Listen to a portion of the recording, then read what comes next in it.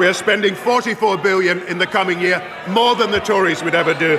We are spending more money on capital investment than at any time in our history. I apologise for interrupting the Prime Minister. There is simply far too much noise. The public doesn't like it, and neither do I. Prime Minister. Mr. Speaker, and we've got to face up to the fact that a sensible debate in this country means that the Conservatives are going to cut spending on housing, on education, on policing, on all the vital public services. He cannot evade the fact that his figures are lower than any of ours in any year, and that is the truth about public spending in our country. David Cameron. Speaker, the entire country will have heard one very important thing. This Prime Minister cannot give a straight answer, and he's not a big enough man to say he got it wrong. Mr. Speaker, he is the party of 10% cuts in public expenditure. He is the party that would cut the vital public services at a time of recession.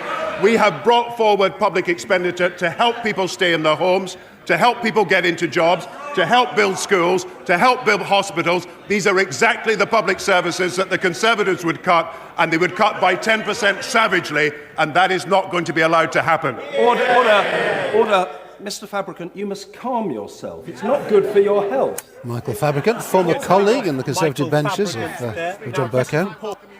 To your new role as well. Speaker, on the Gurkhas, the Prime Minister was wrong and was forced to back down.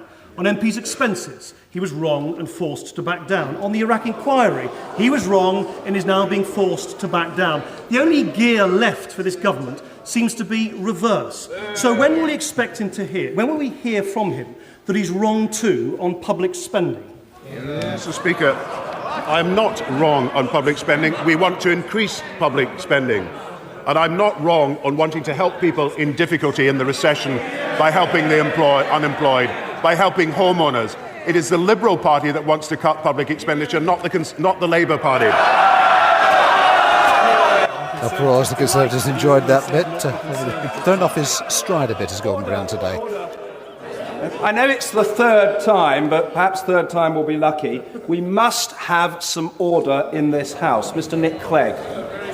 He can't keep avoiding the questions. Today, new figures from the EU have been published showing that we have the largest underlying deficit anywhere in Europe. Why doesn't he admit that balancing the nation's books are going to take big, difficult, long-term decisions? Nobody is fooled by his trick of dressing up cuts as investment. Now, we are setting out what needs to happen, unlike him and unlike him, on Trident, on baby bonds, on tax credits for high-income families. There are some ideas. Now, where are his? Mr. Speaker, given that there is no problem of inflation at the moment in our country, and given that interest rates are low, it is right for us to take action to help people get into work.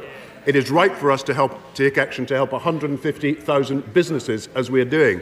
It's right for us to move forward the housing programme and to move forward our programme of capital investment. These are the right things to do.